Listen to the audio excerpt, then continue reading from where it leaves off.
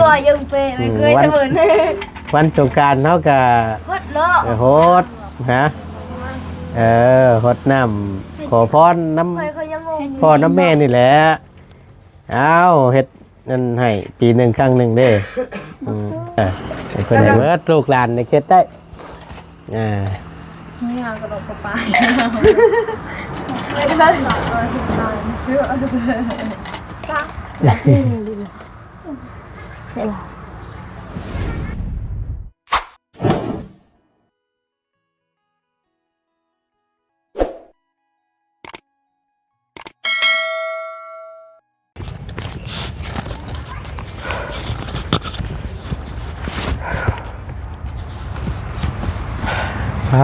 ตัวจังหวัดแต่พี่น้องกันมาดิเดี๋ยวเต็มเสือจนเปียกเอาคนอื่นพี่น้องเลยกราบสบายดีและสวัสดีเด้อพี่น้องเด้อสบายดีกันบัดสุขุสู่คนเนาะบ่ว่าสิอยู่ในและกระต่างประเทศก็ยินดีต้อนรับเข้าสู่ช่องประธานป้องชาแนลคือเก่าเนาะพบเจอกันพี่น้องในคลิปนี้เนาะบรรยากาศมันจังแม่นฮ้อนแท้ฮ้อนว่าพี่น้องเอ้ยฝนสิตกบ่เนาะหรือว่าจังใดคึมใส่สงกรานต์นี่บ่เนาะเอาหลายผู้หลายคนเนาะ FC เพิ่นก็คอยสนับสนุนหรือว่าคอยตั้งความหวังเนาะกับช่องทางของเบาตูนเนาะหรือว่าใน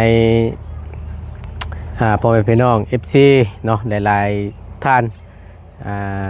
ที่เพิ่นก็ตั้งความหวังแบบไรวัติพี่น้อง FC เพิ่นตั้งความหวังไว้ว่าเนาะหวังว่าจะมีทางผู้ใหญ่ใจดีใจบุญทางช่องทางของบ่ตูนเนาะหยิบยื่นมือเข้ามาช่วยเหลือทางน้องใจดีว่าซั่นเนาะก็หวังว่าจะมีให้น้องเพิ่นได้เฮือนหลังใหม่หลังงามเด้อบ่ตูนเด้อว่าซั่นเนาะทั้งบ่ตูนก็หวังเส้นนั้นพี่น้องเอ้ยก็คอยนี่แหละคอยลุ้นคอยชมนำบ่ตูนก็ได้เพราะว่าทางน้องใจดีนี่ก็ถือว่าเป็นต้นกำเนิดเลยก็ว่าได้เนาะแรกๆเลยพี่น้องอาจจะฮู้ดีเนาะว่าที่มาที่ไปมันเป็นแบบไรพี่น้องเอ้ยซึ่งอีหลาเพิ่นนี่ก็ช่วงนั้นก็แม่นแรกๆเลยนี่แม่นทางเบาเตียงหรือว่าทางลูกพี่เฮานี่เนาะหัวหน้าทีมเฮาได้พบได้เจอทางบอดี้น้ำพี่น้องเอ้ยแล้วก็หลายผู้หลายคนเนาะก็เข้ามาช่วงนั้นทั้งบ่ตูนยังอยู่บ้านอยู่พี่น้องก็ยังอยู่นำทางน้องน้อยเพิ่นเนาะแต่ก็ยังบ่ทันได้เดินทางขึ้นมาช่วงนั้นพี่น้องเนาะหลังจากที่ทางบ่ตูนได้เคลียร์การเคลียร์งานหรือว่าสำเร็จเสร็จสิ้นทั้งพ้นทางบ่ตูนก็ได้ขึ้นมาพี่น้องก็ถือว่าล้นพอสมควรเนาะตั้งแต่พุ่นล่ะ ช่วงลงเฮิมมาเซาบ้านอยู่ตั้งแต่พุ่นแหละแล้วบัดนี้ก็ยาวมาจนฮอดปัจจุบันนี้เนาะหรือว่าฮอดชั่วมื้อนี่แหละพี่น้องทางบ่ตูนกับภาวนาเนาะก็อยากให้ทางน้องเพิ่นได้บ้านหลังงามๆคือหมู่ถึงแม้ว่ามันบ่ใหญ่ก็พอได้รับได้นอนได้ชนดีๆกว่านี้ก็ยังไข่นะพี่น้องเนาะทางบ่ตูนก็อยากให้เป็นเท่านั้นพี่น้องเลยสุดแต่ซอยทางอีหล่าเพิ่นเนาะทางนี้แต่ทางนั้นทางบ่ตูนก็เว้าให้บ่ได้พี่น้องขึ้นอยู่กับบุญวาสนาของทางอีหล่าเพิ่นคือทางบ่ตูนได้เว้าไปหลายๆคลิปนั่นแหละพี่น้องเนาะถ้าหากว่ามีบุญวาสนาต่อผู้ใหญ่เพิ่นเพิ่นก็สิแนมเห็นอยู่หรอกพี่น้องเนาะหยิบยื่นมือเข้ามาช่วยเหลือเนาะถึงแม้ว่าอาจจะบ่เป็นทางช่องทางบ่ตูนเนาะผู้ใหญ่ทั้งสองทางบ่ตูนเป็นทั้งช่องทางใดก็ได้พี่น้องเลยที่เพิ่นหยิบยื่นมือเข้ามาช่วยเหลือเนาะในทีมงานเฮาเบิดสุขุสุคนได้เบิดพี่น้องเลยถ้าหากว่าจะให้ไผเป็นสะพานบุญให้ก็ยินดีนำทางบ่ตูนก็ได้เนาะ เอาเดี๋ยวทั้งบ่ตุนก็จะอันนี้พี่น้องไอ้ซื้อเอาน้ำแพนต้าเนาะน้ำเขียวอากาศมันเย็นๆอากาศมันเย็นๆว่าซั่นอากาศมันร้อนจังซี่เนาะบ่ตุนซื้อน้ำก้อนมาน้ำแน่พี่น้องพอได้กินเย็นๆบ่ตุนเชื่อได้แต่ว่าเพิ่นก็อยากน้ำเย็นคือกันล่ะไป ก็ได้ซื้อมาเนาะจังหวะละลายบ่แล้วจักพี่น้องเอ้ยเดี๋ยวเข้าไปต้อนชูทั้งน้องๆเพิ่นทั้งน้องของมีทั้งอันเมตู้เพิ่นกินน้ำเนาะ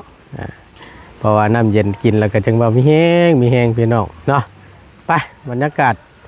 โอ้ถือว่าอุณหภูมินี่ขึ้นสูงแห้งพี่น้องเลย36 37องศา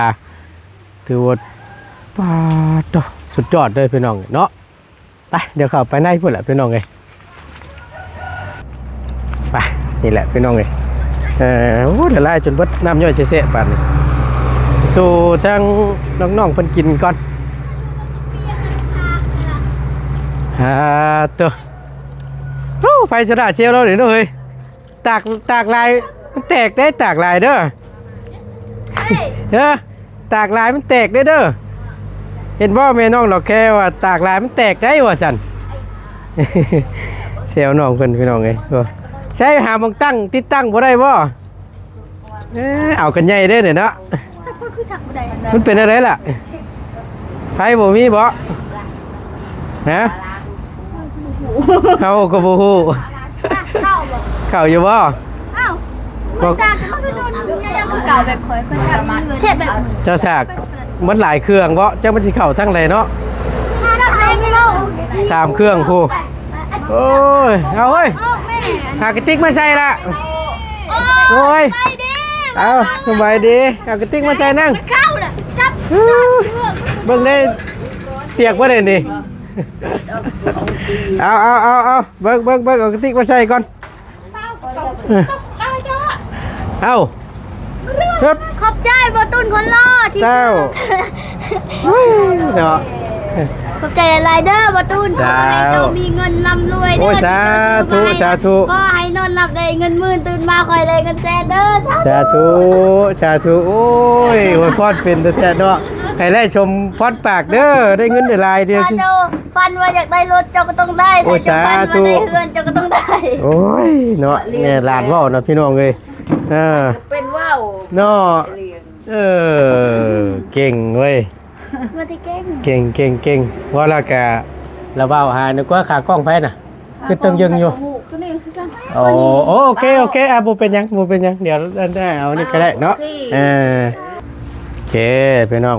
ใช้อันผู้แปลกระติกหน่อยไปล้างอยู่ล้างกระติกเนาะไอ้จอกสู้กันกินโอ้เป็นจังไดไฟโซลาร์เซลล์นี่ห้องคักอยู่บ่เฮ้ยห้องคักบ่ตุไฟโซลาร์เซลล์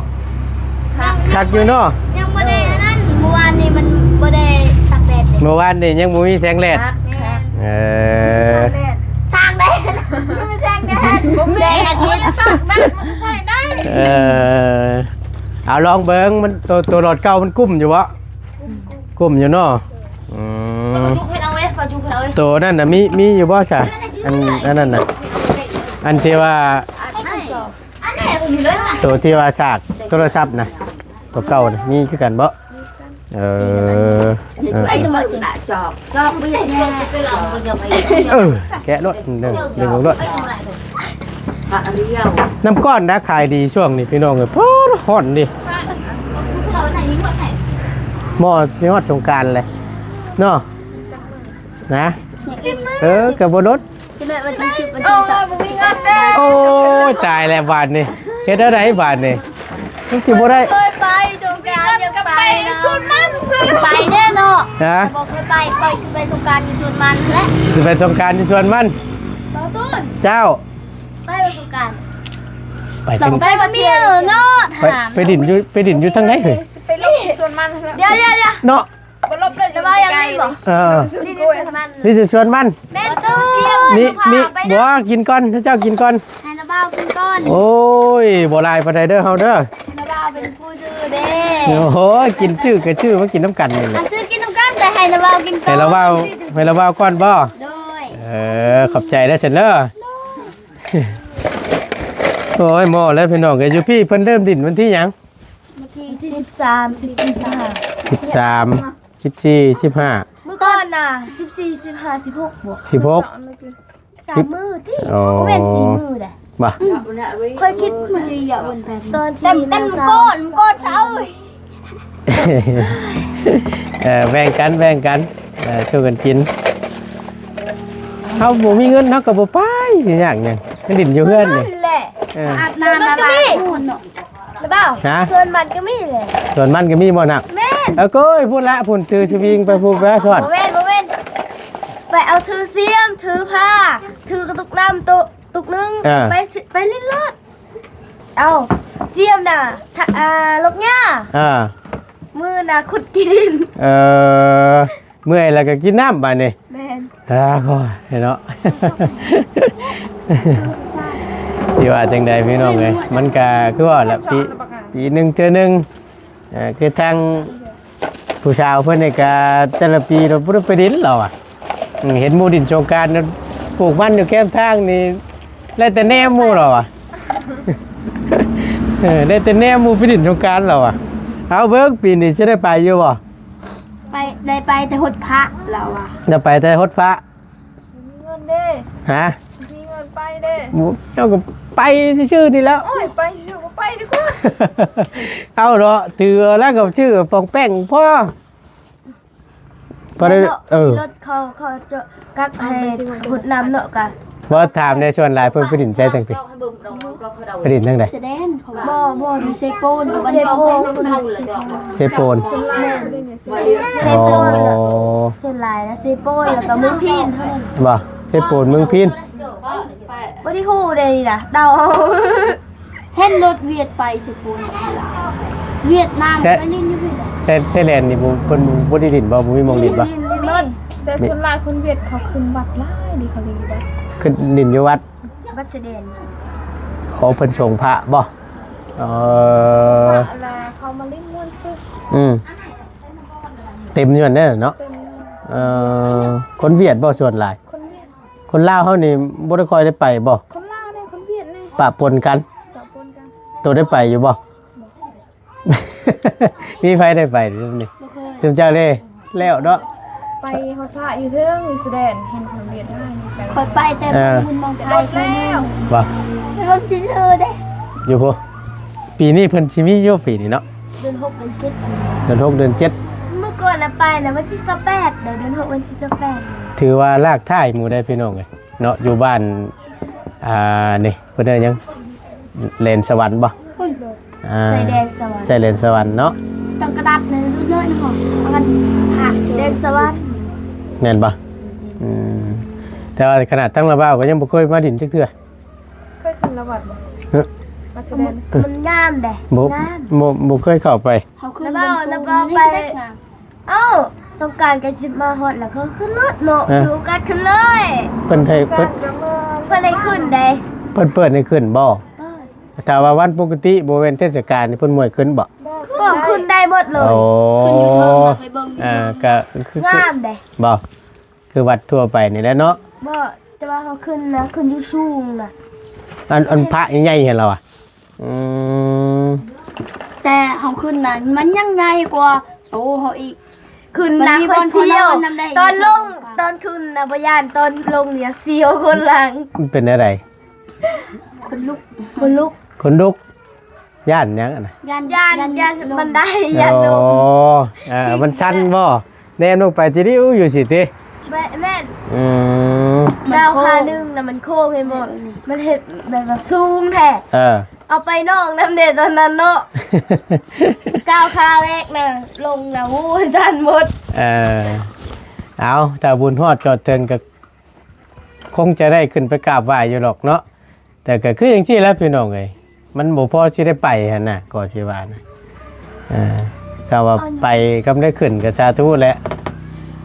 คันน้ำมันหมดน่ะก็ยังเอา หึ ย่าง แต่มันหมดยางเอา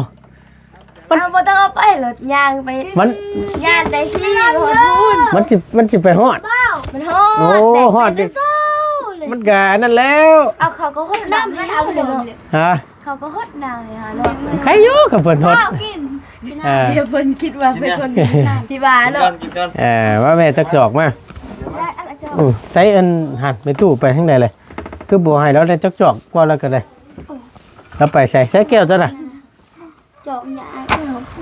ให้ลานแล้ว ค่อยอิ่มแล้ว เอา อิ่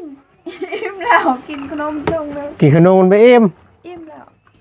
บ่มีจอกอะนะ กินแล้วน่ะประตูมีอยู่จองอยู่เธอเหือน ตัวก็บ่กิน เราอยากกิน แล้ แล้ว เฮ็ดด้วนนะนี่ เห็นด้วยนะ ยานอ้วนไปยังหมักอ้วน แม่นบ่ แม่ อื เรายัง ม ตุ้ยอะ เรามักอ้วนเราอยากซื้อยาอ้วน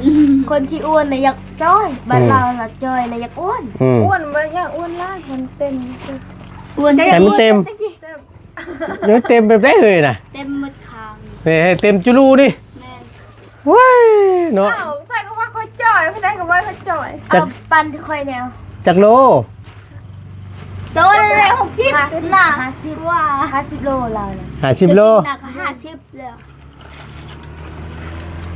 โอ้ ฮอด จ่อยใช่ปะ มากิน มันก็ธรรมดา เต่า 55โลรู้จักนี่ ก็ ฮะบ่ฮอดบ่ นะว่า อืม ให้เรากินก่อนไอ้ทางน่าคนที่อยู่พลานน่ะซื้อน้องน้อยน่ะซ้ำที่จริงนี่บ่ อ๋อน้องน้อยอันบ่ กว่าเนาะ สูงซ้ำที่จริงบ่ สิบ่ซ้ำนี่ซ้ำละมั้งความสูงเพิ่นก็ได้ แล้วเตี้ยบ่ อืมสิไล่ลื่นเจ้ากับซ้ำกันบ่ แบบมันอยู่กันเลย แต่อายุนี่ก็สิหลายกว่าแต่เจ้าหน่อยหนึง เราอยู่เท่าไหร่ 18 จังหวะเห็นน้องเพิ่นว่าตอนนั้นคือจังหวะ10เท่าไหร่สิได้แล้ว15 16ถ้าจำบ่ผิดเลยลืมเลยเห็นน้องเพิ่นเว้าสิฟังอยู่ เห็นเราน้อยแท้ แต่จิ น้อยก็ไม่ได้น้อยเคยเห็น ๆจำ ก็ความสูงจำน้องเจดีนี่บ่แต่จำกันบ่แต่เจ้า บ่ทรา เรา บ จำไปไม่อย่างอีกขาดนึง อืม แต่ว่าอายุหันมือสไลด์ก็นิดนึงอ่ะ ที่ลื่นแต่เจ้าอยู่เดินแต่เจ้าอยู่หน่อยหนึง จริงๆนะมึง เลข16กับ17 ที่เพิ่นเว้าแล้วลืมไปทางไหนก็ได้เนี่ยนะ ได้มาสั่งทุกที ฮะ โอ้โหขอยก็เท่าแล้ว ครับ เอาสูงเนาะสูงเนาะ อืม โอ้ บ่ได้สร้างถามน้องเพิ่นนี่แหละอะไรก็เป็นอีกเคสหนึงพี่น้องไอ้ทางน้องน้อยฮะ เพื่อนเราแล้วล่ะ ยังหลายฮะก็ได้ตั้งเสาเทคานนะครับพอดีเบิดงบ จัก แล้ว เศร้าเหือนแล้วนะ เข้า ก็เศร้า แม่นเบิดงบแล้ว ก็เลยไล่อันแต่ค่าสร้างนั่นแหละตั้งเสาเทคานแล้วก็เบิดแล้วก็เลยโจะไว้ก่อนอืมคำว่าบ่มีก็นั่นแหละให้น้องเพิ่นใหญ่มีมาหาได้ลูกได้ผัวแล้วก็จงค่อยสานฝันต่อแม่น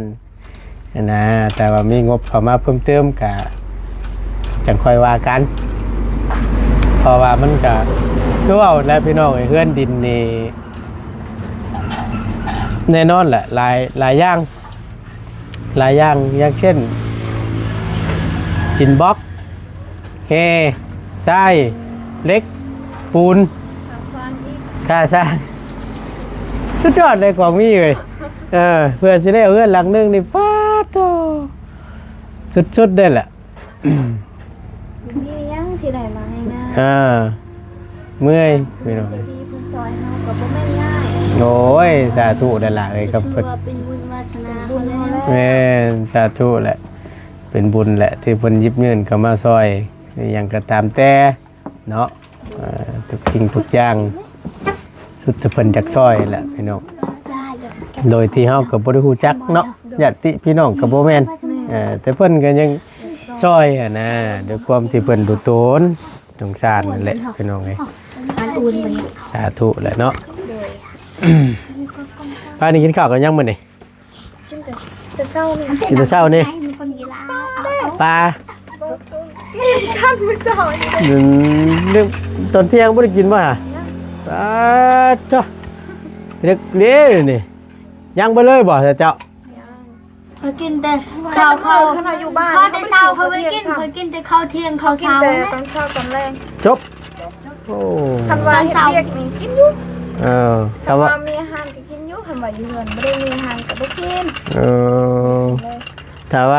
ว่าอยู่เฮือนหรือที่บ่ได้เฮ็ดเวียกเฮ็ดงานนี่กินได้มื้อหนึงสองคาบเท่านั้นตอนเช้า ค่อยว่ามันบ่ ตอนแรง เนาะ ฮะ คนปกติต้องกิน3มื้อ3คาบเนาะ มันบ่ต้องจ้อย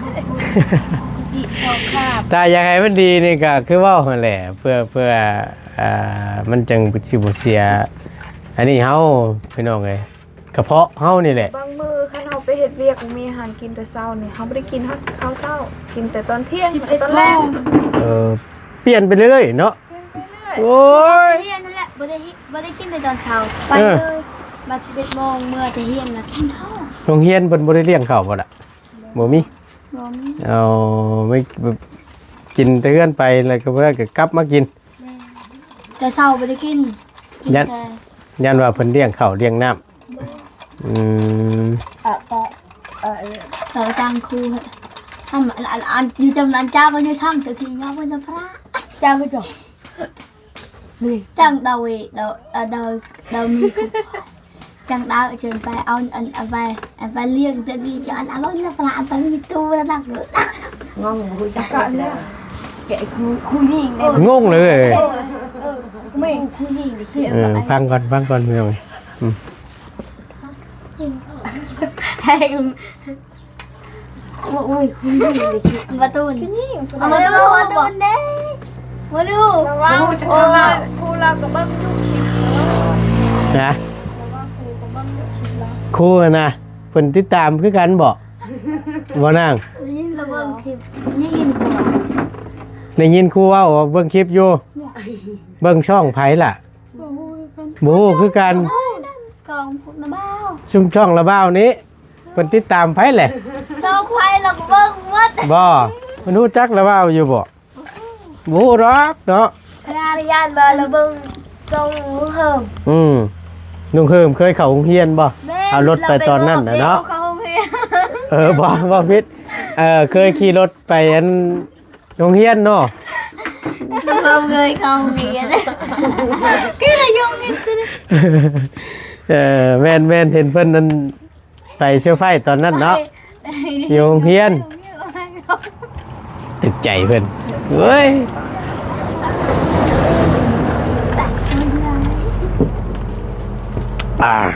ลงโจทย์น่ะเดียว ก็เลยแลป่วยดาวเวลาดาวยุดเลยไป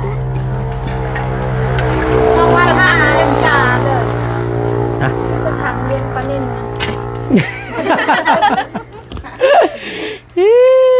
เคยส่งปานินตามหาเนี่ย บ่นะ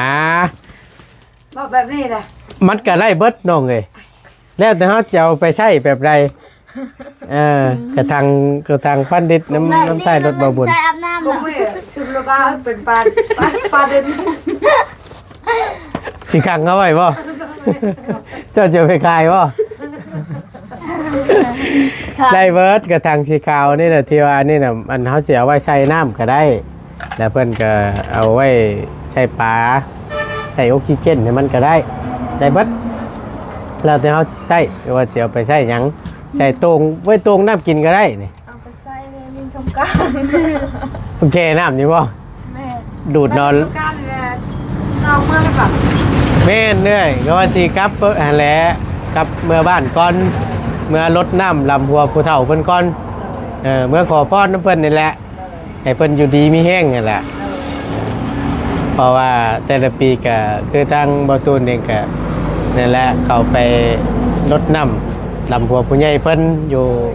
พระอยู่ในเฮือนนั่นแหละคือพ่อคือแม่นั่นแหละให้เพิ่นอยู่ดีมีแห้งปีหนึ่งครั้งหนึ่งเนาะเขาก็เฮ็ดพี่น้องเคยเฮ็ดแล้วก็เมื่อหั่นแหละ กูมีให้กูมีเฮ็ดนั่น เฮ็ดบ่ล่ะ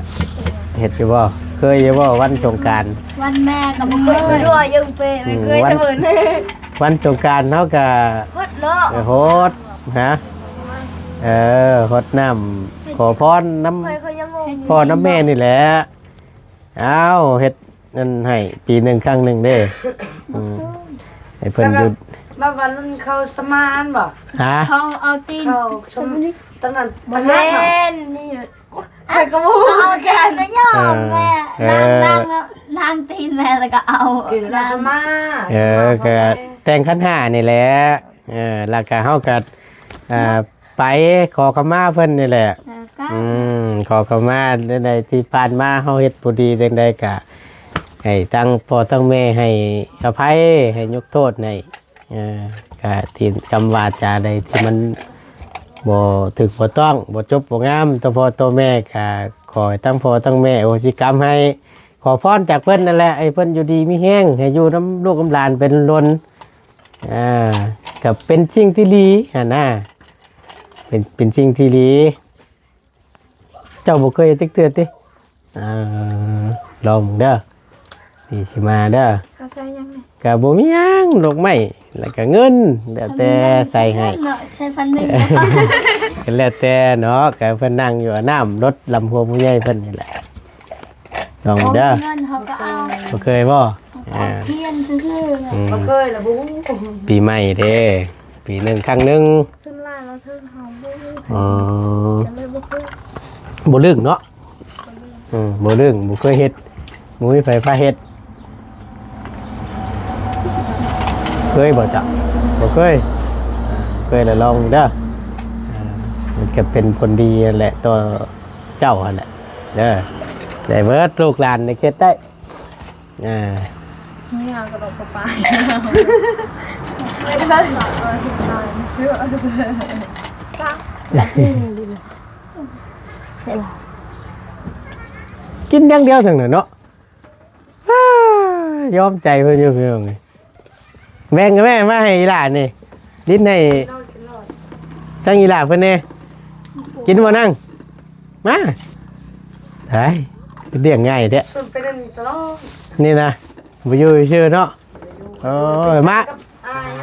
าแล้วบ่อันดินบล็อกเจ้าน่ะดินจี้เจ้าน่ะยังอยู่ เรียนเป็นยานจราจรที่บ้านแสลมเนี่ยยานขาว นี่จราจรเขาไปว่าตรงพวกมีน่ะแล้วก็เถิดเท่าเลย เพิ่นมาแต่ใช้น่ะ มันเอาแต่แกงคันเพิ่นว่า อ๋อมาแต่พุทธ กักเบ็ดรับพิม มันว่าเขากดกันรถแรง มารับเลยล่ะอันดับรอได้ นั่นรถแบบนี้บอกเอาออกไปปลอมนั่นเราว่าเขาว่าให้ แล้ว เอา บ้า ออกไป มาแต่มันโดนแล้วบ้ามันเห็น เห็น ไม่กล้าของเราเนาะ บ่ แต่เรามีทะเบียนเราเด็ อะไรอ่ะ บุสิกักยังหรือเปล่าแต่ว่าบ่ได้เฮ็ดหยังผิด เขาก็ไม่ได้เห็นยัง เราว่าใส่เปล่าไปปลอมคาร์บอ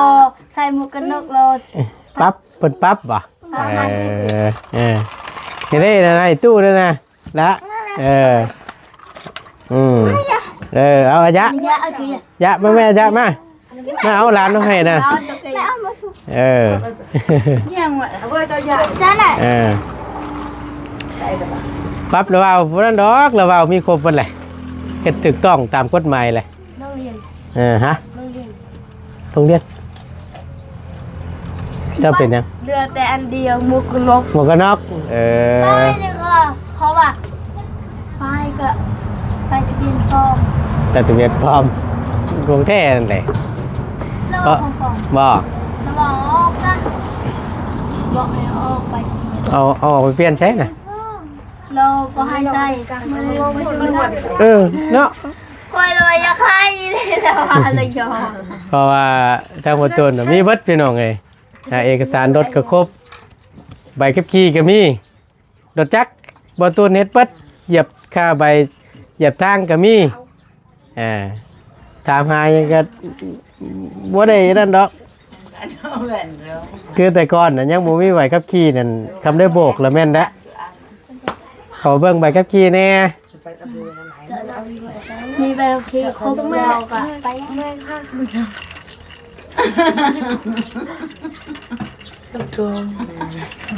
อันใดว่าฮะจะว่าหยัง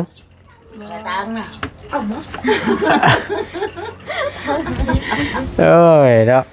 ไม่ใช่เบาเอาไปเถอะ ฮะ มาบุญมันปลาแล้วไปใส่ ไปโหลดคลิปอ่า ดูว่าก็ไปนานแล้วเหมือนนี้เนาะ ยังบ่เห็นยังบ่ทันมาจังหน่อยมาจังหน่อยมาหา เดี๋ยวเวลาก็แสดง เป็นใครแล้วเราไม่สบาย เดี๋ยวก็มา บ่ ฮะ สบายเราทึกเลขกับเราทึกเลข เลยกระต่ายบอก จุดเล็กตาย นะ โอ้แม่ลูกโฮมบอกท่าสัตว์ซองปอมน่ะแม่เล็กนักแล้วเนาะสัตว์ซองปองน้าบ้าว่าสัตว์ซองปองแล้ว เท่าไหร่ละทุกอ่ะ แล้วว่าเจ้าสิใช้เล็กเนี่ย ชั่ว50,000ป่ะ 50,000เท่าไหร่ พันหนึ่งเท่าไหร่ 90ประมาณนั้น โอ้เรา แม่น โชคดี แล้วท่านน้าบ้าว่าใช้เล็กยังน้าบ้าว่าใช้เล็กยังเหรอน้าบ้าแล้วว่าสัตว์ซองปองออกแล้ว น้องกัน บ่ แล้วว่านักเลยใช่กัน ฮะ เจ้ากันใช่เล็กกัน เด็กลาวนั่นบ่ได้ชื่อหลายงวดเลย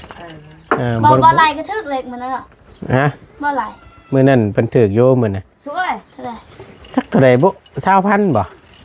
ถูก10,000หรือ20,000ประมาณนี้แหละบ่ได้หลายปานนั้นหรอกเนาะฮ้อนแท้พี่น้องมีแห้งแต่บัด จับเจ้าเมื่อใดนี้จะค้นเมื่อบานมือในช่อง แม่น2คน บ่ไหล เบาได้ก็เบาเหย้า บ่ยาวขี่รถบ่ไหลเนาะ แม่นช้อนกันเมื่ออืม ผู้มีว่าผู้กระเมือนะผู้ตลกสองคนหันตลก ปืนตลกบ่ น้าบ้าก็ตลก บ่แล้วว่าบ่ได้ตลกเป็นปานนั้น น้าบ้าตลกบ่ได้นึง บานนั้นแต่บานตลกคือผู้ใหญ่แบบ น้าบ้าตลกคือผู้ใหญ่ อืม จริง เรา เลย คือเด็กน้อย เราตลกคือเด็กน้อยแล้วมันยอกเด็กน้อย เออ เขาหยอกเขาแพง ฮอนน้องเอ้ยเดี๋ยวว่าได้ๆเป็นได้ในทั้งน้องดอกแค่เพิ่นใครได้บ่เจ้าไปเยี่ยม ชาวล่า ชาวลาน่ะมาแต่เพิ่นบ่ แพ้เลยเรียก ฮ้อนบ่ แต่จางไม่อยู่ในไทยน่ะ อากาศมันฮ้อน อันนี้จันลาวชื่อ ลำปาง ใส่น้ำเกลือบ่ เราใส่แว่น ใครนี่ติ ถั่วอะไรถั่ว ท้องเจ็บท้องคือว่าแล้วพี่น้องก็เมื่อยนำแน่ แทนเปิดจะดังอ่ะ ว่าได้ๆเนาะ ตรงนั้นเมื่อตัวก็เอาตัวปกติมาคือเยอะดี แต่เห็นไอ้ที่ไปปูนเอาไอ้ พอหาแนวมันหม่องติดตั้งตอกใช้รถเนาะ ลูกเทพ ตอกหมองใดก็ได้แต่บ่เฮาบ่ตอกเคลื่อนมันนะแล้วเฮาคำว่าเฮาอยากปลดก็ปลดเอาแต่ชายมันนี่อันเอาแต่หัวมันนี่ปลดเนาะ เดี๋ยวไปเดี๋ยวได้ ว่าเอาไปติดตั้งตอกไว้คือเฮือนแม่นกเจดีย์นะเอาไปชั้นเลยฮะ พูดแล้วหูนวกแล้วนะอู้ บ่ได้ยิน จี โอ้ยเจ้าก็ได้ โอ้ยว่าจีกอกสวัสดี อันตะเกา เออสบายดีโอ้นั่งร่วมกันนี่บ่ได้ยินจังซี่เลยบ่ จังใจไปทางไหนล่ะ จิตใจตัวไปอยู่ใช่ล่ะ คอยกับว่าเดี๋ยวคอยไปพังเนาะคอยเลยมาเครื่อง ใจร้อยเลยเดี๋ยวไป เนี่ยครูไปแล้ว เนี่ยเจ้าอ้อเจ้า ตก ตาให้แนมผู้ให้พัง ตกใจเบิด เจ้าก็บึ้งลง สิได้ขึ้นมันมหนึ่งน้ำมูอยู่บ่ได้บาดนี่เจ้าอาชีพจักไปเฮียนกะบ่ นี่คือว่าเล่นก็อยู่เพิ่นไม่ เราระวังเลยครูระวัง ครูบ่าตาไหนเบิ้งหูไหนพังนี่ เออ เวลาเขาให้ คอย ต ก็ อบ เบิ้งอยู่แต่คอยก็ได้ยินนะเบาๆเนาะ เออถามได้พี่น้องกันดิบ่ได้ยินเหรอจักสิแม่นหยังเหรอวะว่าตื่นดิอันนี้ก็โอ้ยเออ ตัวนี้มาอย่างนี้จะต้อง ชื่อหยัง ไปเล่นอยู่กับสลาตามผ่าน อันนี้นะ โมเม่นมาตัวนี้มา ไปนอนหลับลูก มันเนาะ มาแม่มันนี่มาลูกมันนี่ หมาแม่มัน อันนี้ลูกมัน เอาลูกมันตัวนี้ลูกมันนะ ลูกแบบไหนน่ะหมาแม่มัน ลูกมัน อันนี้นะลูกมัน มันมาตัวนี้นั่นลูกมัน ลูกตัวผู้นี้ ใช่แม่มันบัดนี่ แม่มาตัวนี้ แม่มามันน่ะตามตลาดกงมี เออ ซื้อ เออ มาซื้อว่าสดเอง ฮะ แม่แสดง โชเลง แม่สดเอง โชว์ดำ โต้โชเลงโช ส ลำ ดเองเนาะมันดาวสีแดงเนาะ บ่ แม่ กะมาตัวพูนะซิโก้ราโด ชิโกะราโดมัน ชื่อมวนก่อนชื่อระเบ้าอีกกดโพชื่อมากับพี่น้องเลยโอ้ยเนาะ เอาไปแช่น้ำเย็นกินชานั่นเด้ออันมีอยู่บ่กระตุกกระติกนะป้าไว้มันเปื่อยชื่อได้ท่านน่ะเอาใส่กระทังใส่น้ำเย็นๆกินเนาะ โดย เพราะว่ามันอันนั้นเด้ให้มันเย็นๆกินน้ำเย็นๆเพราะมีแห้งเนาะ เอาโอเคพี่น้องเอ้ยเนาะสำหรับคลิปนี้ลำลาแหละตั้งบ่ตูนก็ได้อยู่ดีมีแห้งขอบคุณหลายๆเด้อสบายดีส่วนแรงๆพี่น้องเอ้ยเนาะไป